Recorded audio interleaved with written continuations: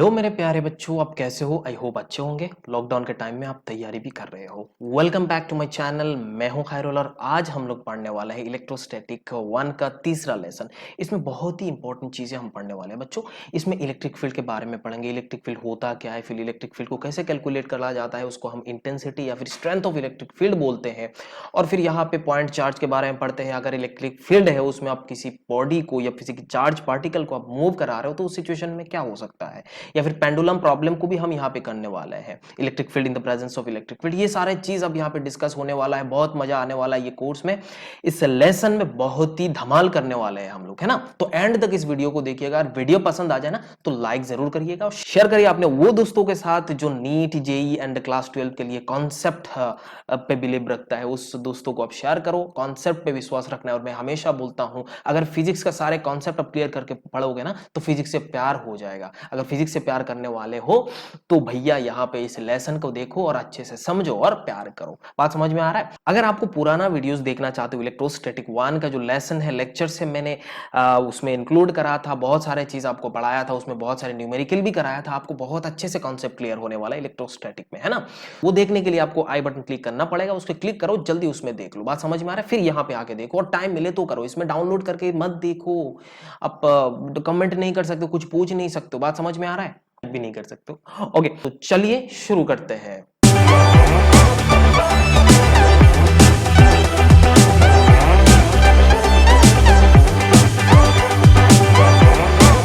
बच्चों, सबसे पहले हमारा आता है electric field. What is electric field? Electric field जानने से पहले इसका पैदा कौन करा था?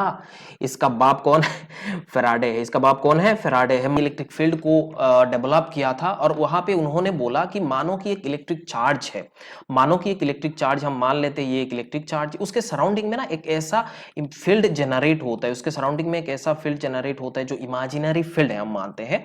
और उसके अगल बगल में अगर दूसरा कोई चार्ज, मानो क्यू प्राइम चार्ज को यहां पे आप रखते हो, तो उस सिचुएशन में ये चार्ज के ऊपर इस चार्ज के कारण जो इलेक्ट्रिक फील्ड आया था ना बच्चों, उस फील्ड के इधर एक एक्शन आपका क्रिएट हो जाएगा। That action is called electrostatic force. Electrostatic force, अब वो अट्रैक्टिव हो सकता है या फिर वो रिपल्सिव हो सकता है। दोनों पॉजिटिव है तो उस सिचुएशन में रिपल्सिव फोर्स, अगर एक पॉजिटिव है एक नेगेटिव है, या फिर आप बोल सकते हो अपोजिट नेचर का है, तो उसमें अट्रैक्टिव फोर्स होने वाला है। तो यहां पे हमें क्या मिला? Electric field, space surrounding an electric charge which another charge जो q prime experiences in electrostatic force of attraction और you can say repulsion। तो ये है एक्चुअल में इलेक्ट्रिक फील्ड। वो फील्ड सराउंडिंग में अपना एक इलाका होता है और वो इलाके को क्या बोला जाता है? Electric field. जैसे होता है ना साउथ इंडियन मूवी में आपने देखा होगा, जो विलन होता है वो अपना एक इलाका होता है, दूसरा दुश्मन आ जाता है तो उसको काट फेंकता है। बात समझ में आ रहा है? तो ये अपना क्या होता है ना एक फील्ड होता है। तो ये इलेक्ट्रिक का चार्ज का एक फील्ड है अपना सराउंडिंग में, उसमें आएगा तो फोर्स भाई मारपीट होने वाला है। यहाँ पे क्या होगा, हो सकता है अगर कोई खूबसूरत परी आ रही है तो उसको अट्रैक्ट करके ले आएंगे, अगर नहीं है तो उसको भगाने का है। तो ये चीज आपको थोड़ा ध्यान में रखना है। आगे देखेंगे हम लोग एक्चुअल में इलेक्ट्रिक फील्ड को मेजर कैसे करता है। Electric field measured as a vector quantity which has a direction. Obvious बात, एक वेक्टर क्वांटिटी है जो इसका डायरेक्शन होगा एंड मैग्नीट्यूड होगा, व्हिच इज कॉल्ड स्ट्रेंथ और इंटेंसिटी ऑफ इलेक्ट्रिक फील्ड। इसको हम लोग क्या बोलते हैं बच्चों? Strength and electric field, strength and intensity of electric field. Electric field का जो वैल्यू होता है दैट इज कॉल्ड स्ट्रेंथ और यू कैन से इंटेंसिटी, है ना।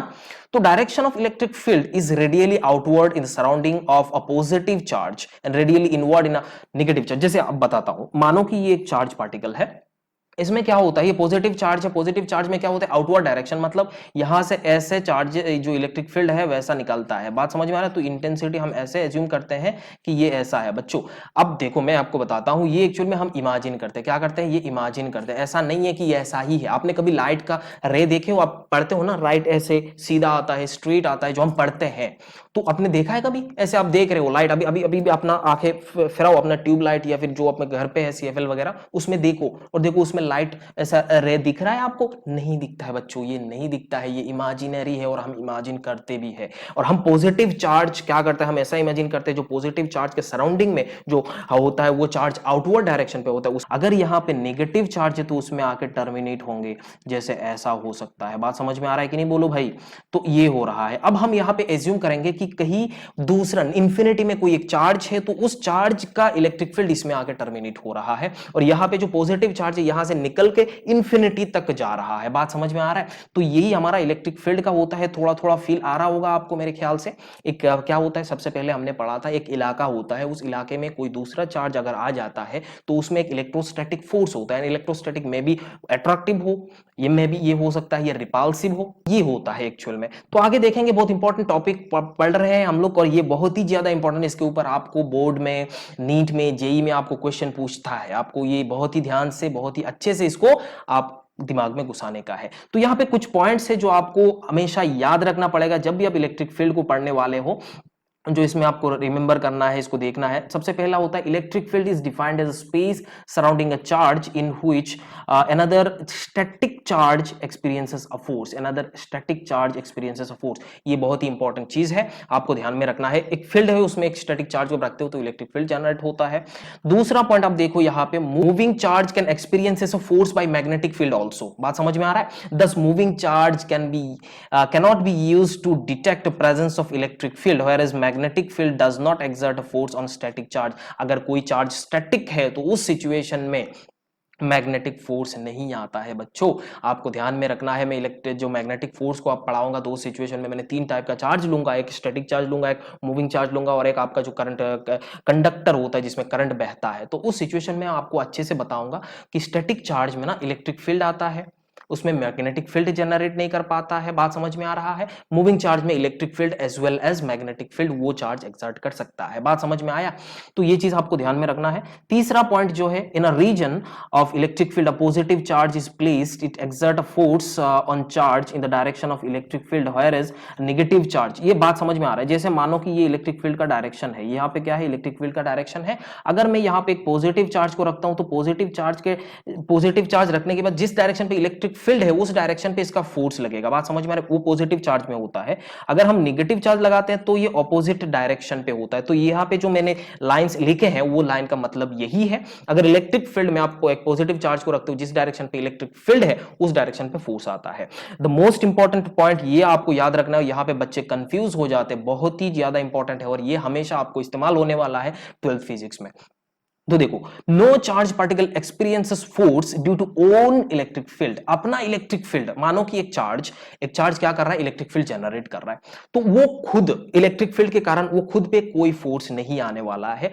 भाई खुद पे क्या फोर्स, कैसे फोर्स डाल सकता है? बात समझ में आ रहा है? खुद पे कोई फोर्स नहीं आने वाला है, दूसरे पे वो फोर्स जनरेट कर सकता है। ये बहुत ही ज्यादा इंपॉर्टेंट है बच्चों, ये आपको ध्यान में रखना है। जब हम गॉस थ्योरम वगैरह वगैरह पढ़ेंगे ना तो इसका इस्तेमाल करेंगे बहुत ही अच्छे से, बहुत ही अच्छे से। तो ये 4 वाला जो मैंने पॉइंट लिखा, इसको बहुत ही ज्यादा इंपॉर्टेंट है, इसको बहुत अच्छे से याद रखना पड़ेगा बच्चों, है ना? ओके, आगे देखते हैं। जैसे intensity and strength of electric field. Intensity and strength of electric field क्या है? Intensity and strength of electric field at a point in a region where electric field is present can be defined as force experienced by a unit charge placed at that point। बात समझ में आ रहा है कि नहीं? बोलो। मतलब अब यहाँ पे क्या बोला, एक इलेक्ट्रिक फील्ड है, यहाँ पे मानो कि एक रीजन है, उस रीजन में इलेक्ट्रिक फील्ड है। अब यहाँ पे इलेक्ट्रिक फील्ड, मानो कि मैं मान लेता हूँ यहाँ पे कोई एक चार्ज में मान लिया, तो इसके कारण यहाँ पे सराउंडिंग में आपका इलेक्ट्रिक फील्ड जनरेट होता होगा, है ना बच्चों? तो यहाँ पे इलेक्ट्रिक फील्ड जनरेट होगा, यहाँ पे भी इलेक्ट्रिक फील्ड है। तो इसमें एक पॉइंट मैंने ले लिया, मानो एक क्यू चार्ज है, स्मॉल, वेरी स्मॉल चार्ज। मैं वेरी स्मॉल क्यों बोल रहा हूं आगे बताने वाला हूं। मैंने बोला एक स्मॉल चार्ज है, तो इसमें क्या होगा, यहां पे इस पॉइंट पे हम अगर इलेक्ट्रिक फील्ड निकालना चाहते हो, उस पॉइंट पे, जिस पॉइंट पे आप ये छोटा वाला चार्ज अब रखते हो, तो इसमें क्या हो रहा है, इलेक्ट्रिक फील्ड ऐसे आता है। And that electric field actually में the intensity of that electric field can be written as equals to F divided by q. जब ये चार्ज वेरी स्मॉल होगा, जब ये चार्ज वेरी स्मॉल होगा, ये वेरी स्मॉल इसीलिए मैंने बोला बच्चों, मैं आपको बताता हूं। जैसे मानो, जैसे मैं आपको ये वाला मिटा के आपको बताता हूं। जैसे मानो ये इलेक्ट्रिक फील्ड है, हमारा एक्सटर्नल इलेक्ट्रिक फील्ड है ना? तो ये इलेक्ट्रिक फील्ड इस डायरेक्शन पे, मैंने इतना दूरी पे क्या करा, एक चार्ज पार्टिकल को मैंने रखा, एक चार्ज पार्टिकल को मैंने रखा, मानो एक चार्ज है, क्यू है। अब बेटा देख यहाँ पे ये चार्ज तो पॉजिटिव है, इसके कारण इस डायरेक्शन पे तो इलेक्ट्रिक फील्ड आने वाला है, इस डायरेक्शन पे इलेक्ट्रिक फील्ड आएगा। तो यहाँ पे अगर देखा जाए तो नेट इलेक्ट्रिक फील्ड जो है वो क्या हो जाएगा, डिक्रीज हो जाएगा। ये क्या हो जाएगा, डिक्रीज हो जाएगा। अगर हमें एक्चुअल मेजरमेंट चाहिए, अगर तुम्हें एक्चुअल मेजरमेंट चाहिए तो आपको ये नहीं लिखना है, ये नहीं लिखना है, दिस इज नॉट करेक्ट। इस सिचुएशन में आपको क्या करना चाहिए, लिमिट लगाना होगा जब आपका क्यू वेरी स्मॉल होता है। जब ये क्यू क्या होगा, वेरी स्मॉल होगा, तब ये रिलेशन काम का है। बात समझ में आया कि नहीं, बोलो भैया। तो देखो हम बोल सकते हैं ये E equals to F divided by ये क्यू नॉट, हम बोल सकते हैं। क्यू नॉट क्या है एक्चुअल में, इसको हम लोग बोलते हैं टेस्ट चार्ज। तो यहां पे मैंने लिखा है a very small positive charge which does not produce it's significant electric field in surrounding. बात वही तो खत्म हो जाता है बच्चों। अगर यहां पे कोई सिग्निफिकेंट इलेक्ट्रिक फील्ड, वो दूसरा चार्ज, दूसरा इलेक्ट्रिक मतलब ओरिजिनल इलेक्ट्रिक फील्ड में अगर दूसरा चार्ज को पुट करते हो और उस सिचुएशन में वो चार्ज भी साला इलेक्ट्रिक फील्ड निकाल रहा है, तो उस सिचुएशन में नेट इलेक्ट्रिक फील्ड उस सराउंडिंग में क्या हो जाएगा, मानो इस डायरेक्शन पे जा रहा था, ये इस डायरेक्शन पे, ऑब्वियसली थोड़ा बहुत तो ये कैंसिल कर लेगा, इलेक्ट्रिक फील्ड क्या हो सकता है, इसमें डिक्रीज हो सकता है। तो इसीलिए हमारा लिमिटेशन यही है कि हमारा ये जो चार्ज है वो बहुत ही छोटा होगा। तो अगर आप इसमें लिमिट के हेल्प से इसको लिखोगे तो electric field can be written as, आप बोल सकते हो limit Q tends to 0 df divided by Q and where Q is very small। तो इस Q नॉट को क्या बोला जाता है, एक टेस्ट चार्ज बोला जाता है। तो फील आ रहा होगा, थोड़ा थोड़ा फील आ रहा होगा, इसको हम लोग क्या बोलते हैं, टेस्ट चार्ज बोलते हैं। टेस्ट चार्ज अपना सिग्निफिकेंट इलेक्ट्रिक फील्ड निकाल नहीं सकता, बात खत्म, है कि नहीं। तो यहाँ पे और भी इंपॉर्टेंट चीजें हैं, जैसे unit used for electric field strength, जिसका नाम है न्यूटन पर कूलम। क्यों ऐसा, तो फोर्स है obviously, force per unit charge, जो टेस्ट चार्ज होता है यहाँ पे जब बोलते हो ना तो टेस्ट चार्ज बोलना बच्चा। बात समझ में आ रहा है। ओके, दूसरा यूनिट यहां पे है जो वोल्ट पर मीटर भी है, वोल्ट पर मीटर भी है। ये चीज को आपको थोड़ा ध्यान में रखना है। और वैसे ये वोल्ट पर मीटर आपको आगे जाके मिलने वाला है, जैसे हम पढ़ेंगे उसमें बहुत सारे चीज पढ़ने के बाद आपको पढ़ेंगे हम इसमें इलेक्ट्रिक पोटेंशियल जब पढ़ेंगे तो उस सिचुएशन में आपको इलेक्ट्रिक फील्ड का ये यूनिट मिलने वाला है ना। अभी तक जो हमें पता चला उसमें क्या हो जाता है, हमारा न्यूटन पर कूलम होता है बच्चों। ये आपको समझ में आया। आगे भी देखेंगे बहुत सारे चीज आपको मिलने वाला है। अभी कैलकुलेशन को हम देखते हैं, यहाँ पे कैलकुलेशन कैसे करा जाता है, पढ़ना है हमें। Electric force on charges in electric field. मानो कि यहाँ पे एक इलेक्ट्रिक फील्ड है, ऐसा हो सकता है हमारा जो कांस्टेंट इलेक्ट्रिक फील्ड है, ऐसा हम बोल सकते हैं ये इलेक्ट्रिक फील्ड है, ठीक है, इलेक्ट्रिक फील्ड कांस्टेंट है। तो उस सिचुएशन में क्या करा आपने, एक चार्ज को यहाँ पे प्लेस करा, इस इलेक्ट्रिक फील्ड में आपने एक चार्ज को प्लेस करा।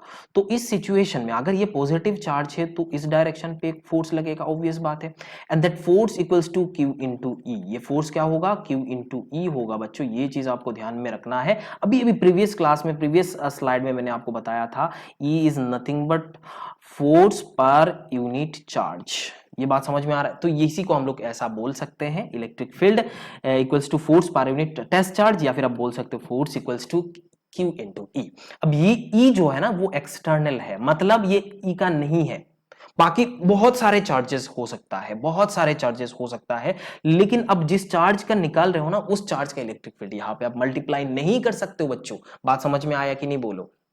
इतना आपको समझ में भी आ जाना चाहिए। आगे देखेंगे हमें बहुत सारे चीज मिलने वाला है, जैसे देखो यहाँ पे motion of charge particle in electric field.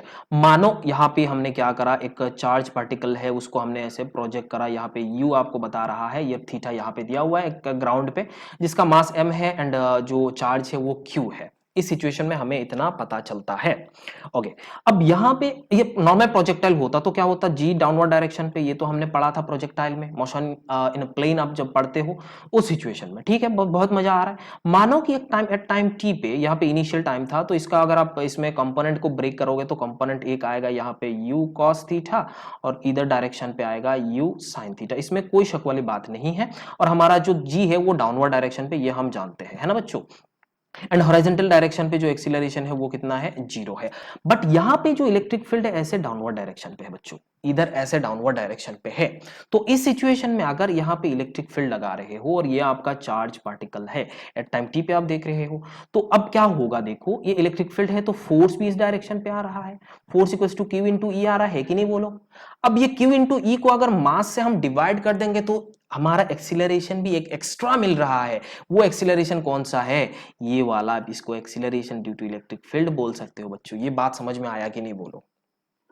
अब अगर इसका फ्री बॉडी डायग्राम बनाया जाए, मैं इसको दोबारा बना लेता हूं ऐसा टाइप का, मैं इसको बना लिया। देखो इस पॉइंट पे अगर देखा जाए तो mg डाउनवर्ड डायरेक्शन पे है और एक नीचे डायरेक्शन पे एक आ रहा है QE डिवाइडेड बाई m। अरे आ रहा है कि नहीं बोलो।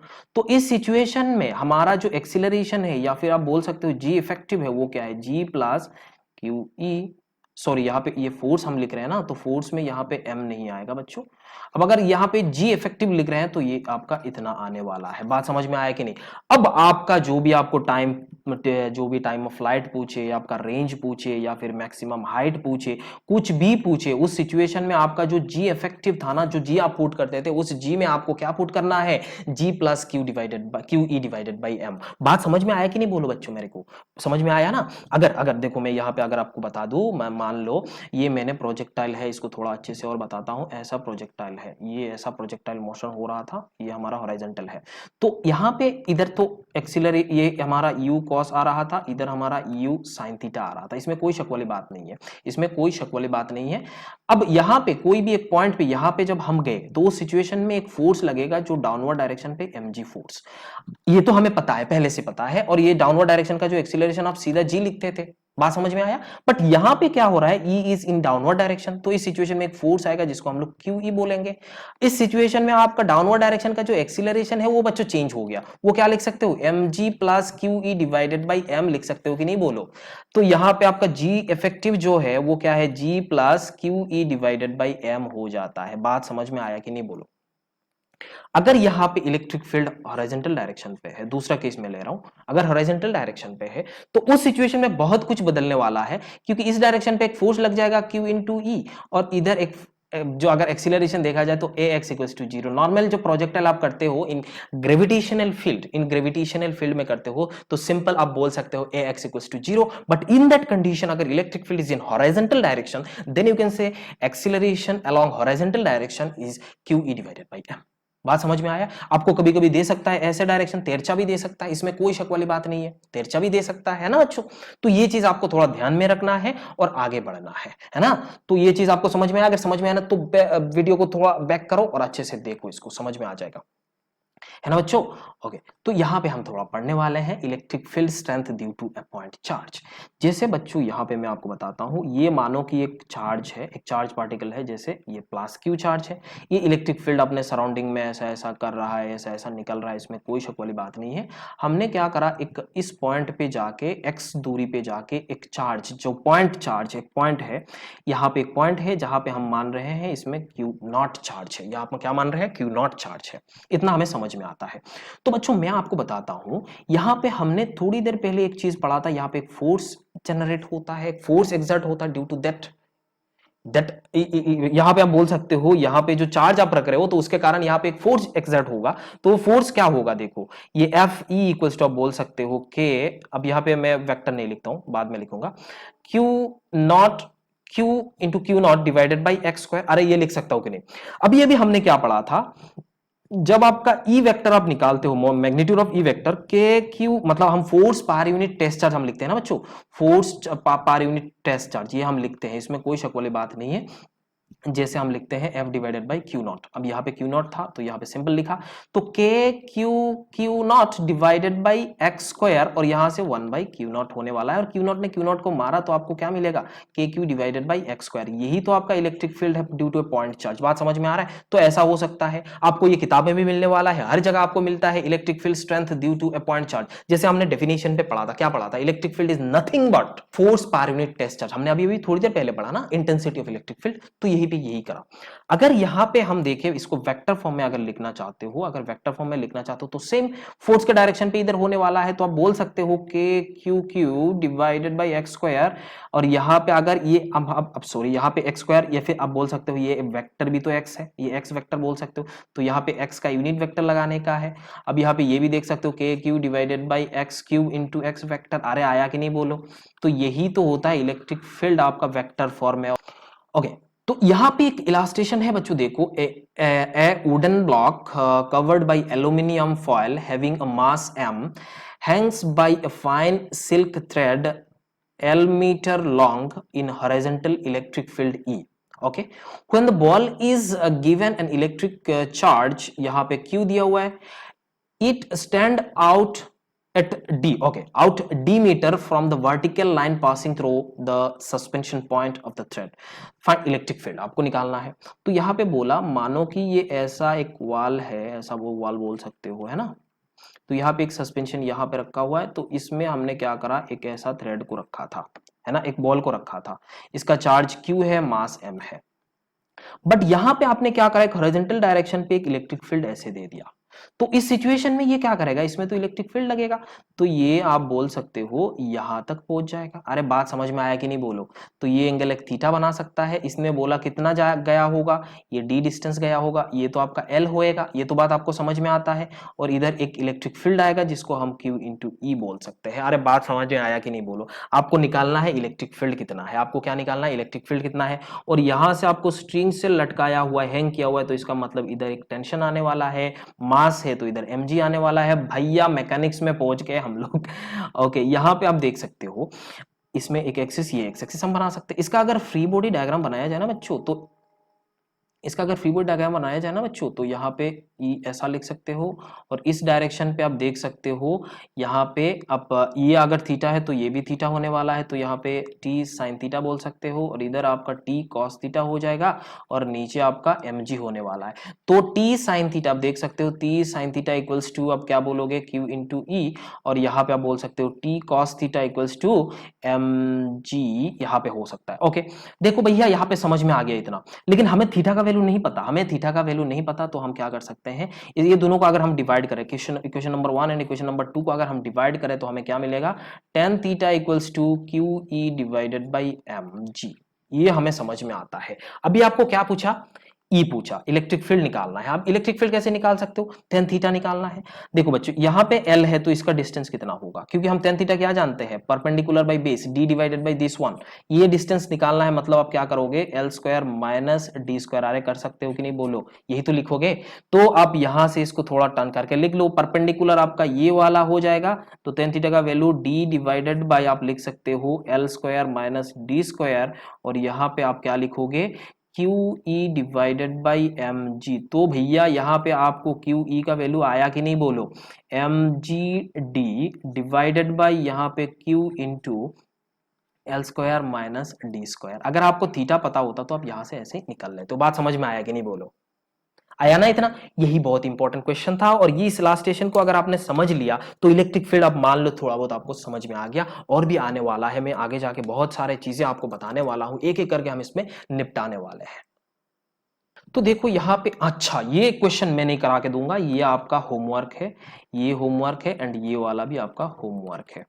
देखो यहाँ पे क्या बोला, a particle of mass m charge q is thrown with initial velocity u at an angle alpha, है ना। ये मैंने टाइप करा था इसीलिए नहीं लिख पाया, ये अल्फा है, with horizontal. Okay, in space there exist an electric field strength at an angle beta, okay, with downward vertical, okay, away from the point of projection. Okay, इतना भी समझ में आया। Find the time of light and the range of projectile in horizontal ground.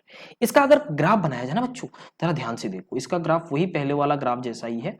हमने क्या करा, एक u velocity से अल्फा बोला ना, अल्फा से इसको हमने प्रोजेक्ट करा।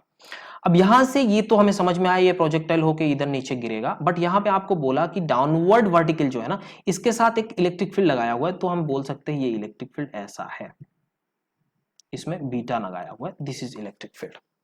अब यहां पे क्या आने वाला है मैं आपको बताता हूं, इधर एक डायरेक्शन का कंपोनेंट आएगा, इधर एक कंपोनेंट आएगा, इधर एक फोर्स आएगा, इधर भी एक फोर्स आएगा। तो इलेक्ट्रिक फील्ड को आप दोनों कंपोनेंट में ब्रेक करो, एक्सीलरेशन, और इधर डाउनवर्ड डायरेक्शन पे भी आपका एक एक्सीलरेशन आएगा, जो जी इफेक्टिव इधर मिलने वाला है, और उधर एक एक्सीलरेशन जो एक्स एक्सिस में मिलने वाला है। तो दोनों को मिला के आप यहाँ पे टाइम ऑफ फ्लाइट निकालना है बच्चों, और क्या निकालना है, हॉरिजॉन्टल रेंज आपको निकालना है। तो मेरे ख्याल से आप ये कर लोगे, मेरे ख्याल से ये आप कर लोगे। अगर नहीं करोगे ना तो जरूर कमेंट करना, जब तक आप कमेंट नहीं करोगे सर ये वाला क्वेश्चन समझा दो, तब तक मैं नहीं समझाने वाला। मैं बता रहा हूं, मैं सही बता रहा हूं, मैं नहीं समझाऊंगा जब तक आप नहीं बोलोगे सर ये समझ में नहीं आया। ओके, दूसरा सवाल यहाँ पे देखो, ये मजेदार सवाल है, अगर आप कर लोगे ना तो मैं मान जाऊंगा, मैं बता रहा हूं, चीटिंग नहीं करना है ना बच्चों।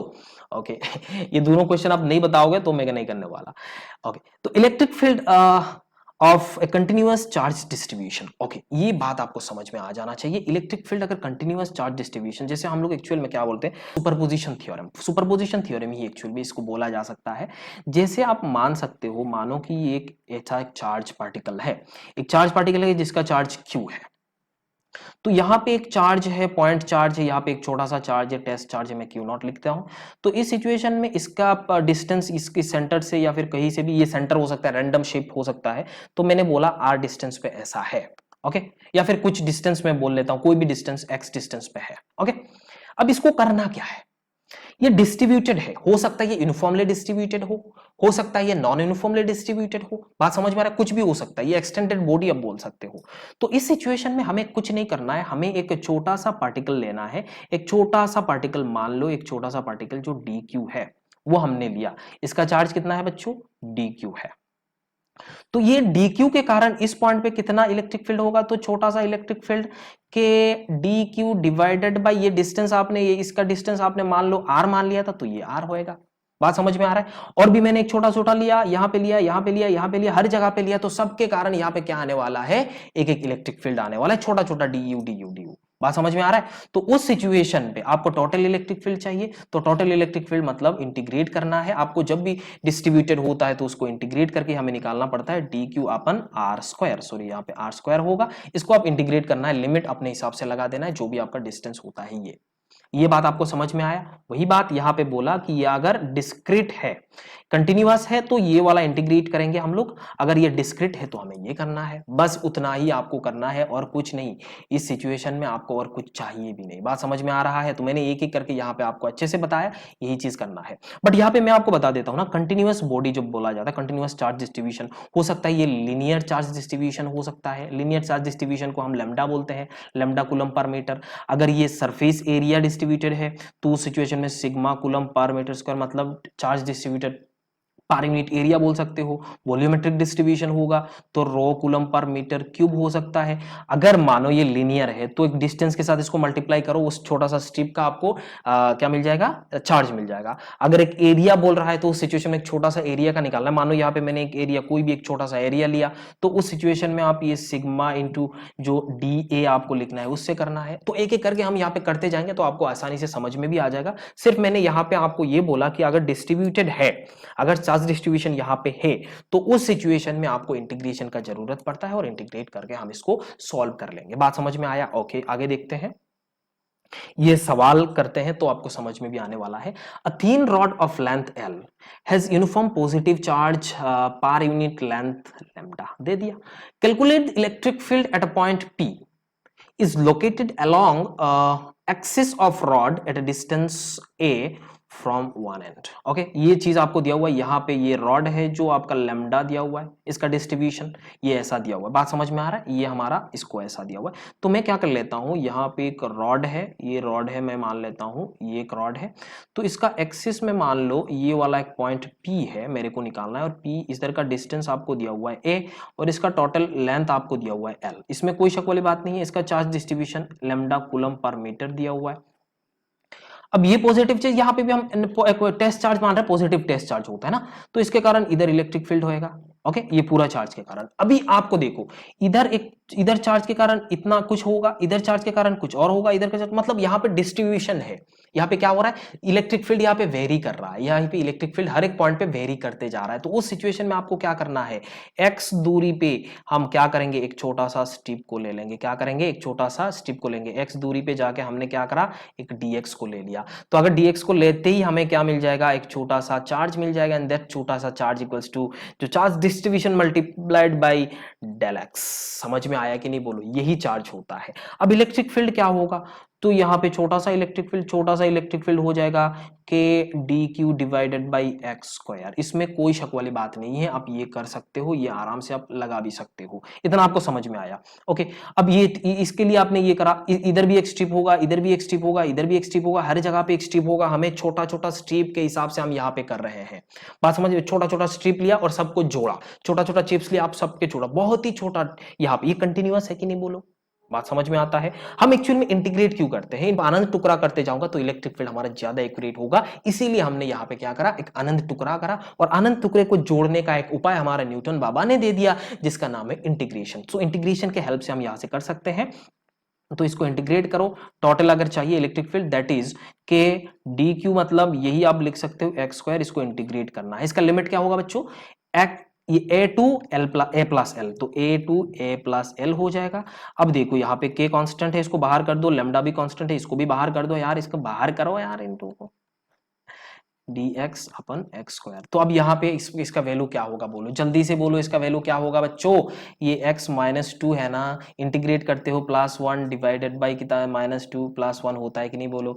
तो यहाँ पे आप लिख सकते हो के लेमडा, और यहाँ पे ये माइनस वन आ जाएगा, तो यहाँ पे माइनस वन आ गया, और यहाँ पे आप क्या कर सकते हो, वन बाई एक्स हो जाएगा, और यहाँ पे आप देख सकते हो इसका वैल्यू ए प्लस एल टू। ये अगर आप देखोगे यहाँ पे के, यहाँ पे माइनस कर लेते हैं इसको, अब यहाँ पे लिमिट पुट कर दो, ए प्लस एल माइनस ए प्लस एल। ये ए प्लस एल जो है वो तो छोटा है बच्चों, तो इसको बड़ा करने के लिए आप क्या करना पड़ेगा, आप देख सकते हो यहाँ से, कोई शक वाली बात नहीं है कि Q one by A minus one by A plus L, तो ये आपको पॉजिटिव वैल्यू आने वाला है। अरे बात समझ में आया कि नहीं, बोलो ना जल्दी से, मेरे को समझ में आ गया, आपको आया कि नहीं, मजा आया कि नहीं, बोलो। बहुत मजा आया मेरे ख्याल से, है कि नहीं। इलेक्ट्रिक फील्ड हमने क्या करा, इंटीग्रेशन के हेल्प से करा। अगर कोई दिक्कत हो रहा है कमेंट करके मेरे को पूछ सकते हो, या फिर डिस्क्रिप्शन में लिंक दिया हुआ रहेगा सोशल मीडिया, उसके थ्रू मेरे साथ जोड़ भी सकते हो, इसमें कोई शक वाली बात नहीं है। तो बच्चों यहाँ पे हमें कुछ और पढ़ना है, देखते हैं। जैसे अब यहाँ पे मैं एक इलास्ट्रेशन, बहुत अच्छा सा इलास्ट्रेशन में देता हूँ बच्चों। एक चीज देखो,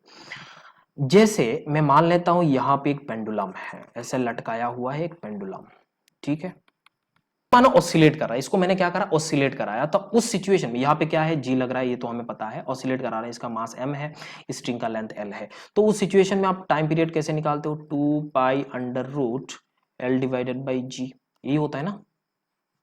सर ये क्या पढ़ा रहे हो, 11 थोड़ी पढ़ रहे हैं हम लोग।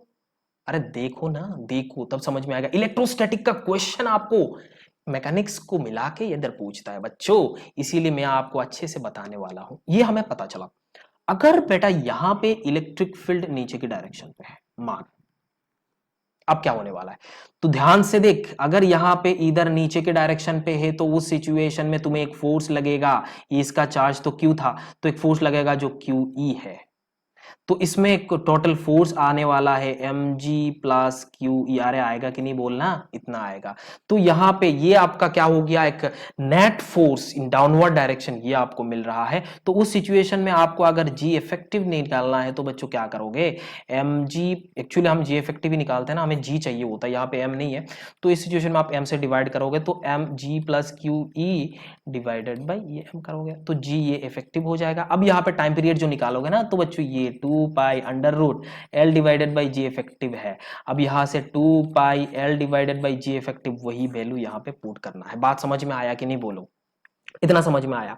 अगर उसी सिचुएशन को मैं क्या करता हूं, अगर वही सेम सिचुएशन को यहाँ पे, एक्चुअल में क्या होता है ना, एक कॉन्सेप्ट से दूसरा अलग अलग कॉन्सेप्ट यहाँ पे बनते रहता है।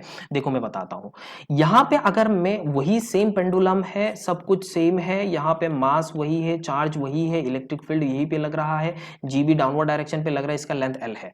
अभी मेरे को क्या बोला कि यहाँ पे मैंने इसको एक लिक्विड में डाल दिया लिक्विड में डाल दिया जिसका रो एल है। यहाँ पे मैंने क्या करा, इसको लिक्विड में डाला, अब क्या हो गया, जी इफेक्टिव चेंज हो जाएगा। देखो मेरे को बहुत मजा आ रहा है, तुम्हें जो बता रहा हूँ ना, मैं सही में मेरे को समझ में आ रहा है, तुम्हें भी मजा आने वाला है। ऐसा क्वेश्चन आप जब कर लोगे ना, बहुत ही अच्छे से अंदर से बहुत अच्छा फील होने वाला है। तो यहाँ पे फोर्स इतना होगा बच्चों, यहाँ पे मैंने लिक्विड में डाला तो एक बाउंड फोर्स आएगा कि नहीं, बोल, बाउंड से आएगा ना, बाउंड फोर्स। अब बाउंड फोर्स क्या होता है बोल, bound force is nothing but weight of water displaced. बात समझ में आ रहा है, तो वेट ऑफ वाटर डिस्प्लेस्ड को लिखना है तो रो एल, मतलब वाटर का निकालना है तो rho L into volume, volume of what, उस बॉडी जो आपने अंदर डाल दिया था, उस बॉडी का वॉल्यूम निकालना है, mass divided by rho S कर ले, अगर इसका रो हमने एस पकड़ लिया। बात समझ में आ रहा है, इंटू जी, वही तो बाउंड फोर्स हो गया।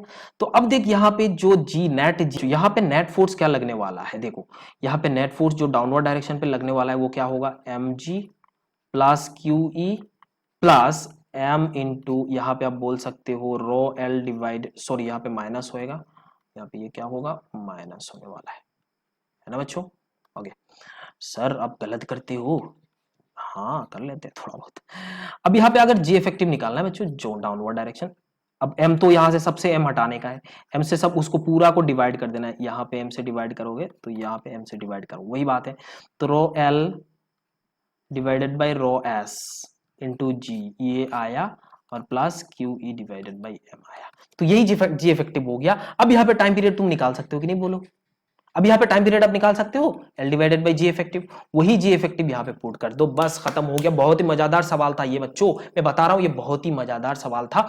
जैसे हमने पहले क्या करा, एक पेंडुलम था, पहले देखो यहाँ पे सिचुएशन क्या हुआ, एक पेंडुलम था, नॉर्मल ग्रेविटेशनल फोर्स लग रहा है, तो हमने क्या करा, time period L divided by g, ये हम जानते हैं, जो एसएचएम में हमें ये पढ़ा था।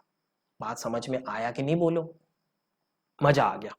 दूसरा, यहां पे मैं इलेक्ट्रिक फील्ड में डाला, तो अगर इलेक्ट्रिक फील्ड अपवर्ड डायरेक्शन तो जी के साथ माइनस होने वाला है, अगर जी इफेक्टिव डाउनवर्ड डायरेक्शन, मतलब देख इलेक्ट्रिक फील्ड डाउनवर्ड डायरेक्शन पे लग रहा है, तो उस सिचुएशन में यहां पे क्या होएगा, उस सिचुएशन पे एक डाउनवर्ड डायरेक्शन पे नेट डाउनवर्ड फोर्स इंक्रीज हो गया, mg प्लस क्यू ई हो रहा है। अगर यहां पे जी इफेक्टिव निकालना है ना बच्चों, तो क्या करोगे, mg प्लस क्यू ई, ये वाला सिचुएशन बता रहा हूं, mg plus Q E divided by m, that is आपका जी इफेक्टिव हो गया। दूसरा, इस सिचुएशन में मैंने लिक्विड में डाला था, लिक्विड में डालते बर्न फोर्स आने वाला है, अपवर्ड डायरेक्शन पे है, तो mg plus Q E minus F B, जो बर्न फोर्स है, फेसबुक मत समझ लेना। बात समझ में आया कि नहीं, बोलो। तो एक एक करके हम यहाँ पे इलेबोरेट करते जाएंगे, और बहुत ही मजेदार सवाल मैं यहाँ पे कराया। अगले लेक्चर पे और भी अच्छा अच्छा सवाल मिलने वाला है। मेरा कोर्स में मैं हमेशा बोलता हूँ सारे चीज कॉन्सेप्चुअल मिलने वाला है, आपका कॉन्सेप्ट पूरा क्लियर हो जाएगा। अगर फिजिक्स का ना आप कॉन्सेप्ट क्लियर करके पढ़ोगे ना, तो आपको मजा आने वाला है, फिजिक्स से प्यार हो जाएगा। बात समझ में आ रहा है। और फिजिक्स में क्वेश्चन प्रैक्टिस करना इतना मायने नहीं रखता है, आपको क्या करना चाहिए पता है, आपको कंसेप्ट क्लियर करना चाहिए। आप कोई भी टाइप का क्वेश्चन हो जाए, आपको पूरा आसानी से आप इसको कर लोगे, है ना बच्चों। तो मिलते हैं अगले लेक्चर पे, तब तक आप खुश रहिएगा और जम के पढ़ाई करिए। लॉकडाउन के टाइम में पढ़ाई करने के अलावा आप क्या करोगे, डेट पे भी नहीं जा सकते हो। बात समझ में आ रहा है, तो अच्छे से पढ़ाई करो, और ये सब चीज जो मैंने बताया, ये सारे कॉन्सेप्ट को अच्छे से क्लियर करो। कोई भी दिक्कत आ रहा है, कोई भी प्रॉब्लम हो रहा है, कमेंट करके नीचे पूछो मेरे को, या फिर आप मेरा सोशल मीडिया के जाके उसमें मेरे साथ जोड़ सकते हो, इसमें कोई शक वाली बात नहीं है, मैं आपको बताते रहूंगा। वीडियो पसंद आ जाए तो ना अभी तो लाइक कर ले, शेयर कर अपने दोस्तों के साथ, और सब्सक्राइब भी कर लेना साथ में, है ना। Bye bye, take care.